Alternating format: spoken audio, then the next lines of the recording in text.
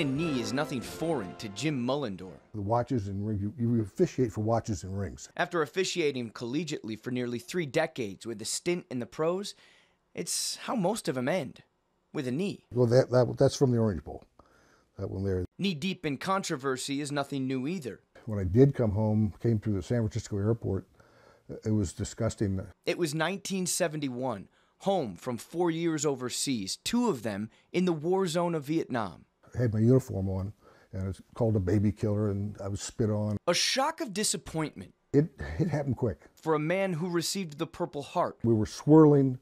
After he nearly gave his life for his country. Is this it? Is it over? In a helicopter crash over Cambodia. I'm lucky, I'm alive. The colonel that pinned it on me just said, we don't put a lot of these on our people. But now, years removed from war and football, Mullendore is at the front line again for the game he loves and the country he would die for. I was disgusted by the fact that I think it was the Jaguars and the Ravens were in London, and they got 2/3 or more of the players kneeling during our national anthem and then stood up for God Save the Queen. That absolutely disgusted me.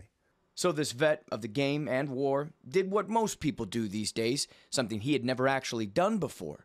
He took to Facebook. The flag and the national anthem are not part of football. They're part of us. That's what we are. His post was eloquent and to the point. When they go to take one knee and say, I'm disgusted, or this doesn't mean anything to me, that's not what I fought for. It didn't point blame. It displayed what he ultimately wants in the anthem: respect. I respect the flag, and I respect our national anthem.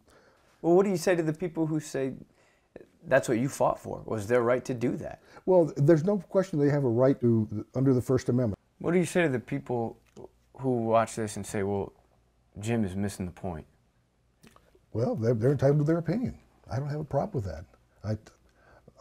I feel strongly about this. They may not. They're certainly entitled to do that. Unlike the NBA and now NASCAR, who have instructed their employees to stand for the anthem, the NFL's rule book is a little gray. They have to be on the field, but it says nothing about standing or kneeling. Roger Goodell does not have the guts to stand by what the NFL actually tells the players they're supposed to do. Mullendore doesn't mix country and football. They're separated in 2 rooms at his home. And Joe Pa is telling me there, he's saying, Mully, we've played 1,000 games. We've never had crowd noise. And I just said, you have now, Coach.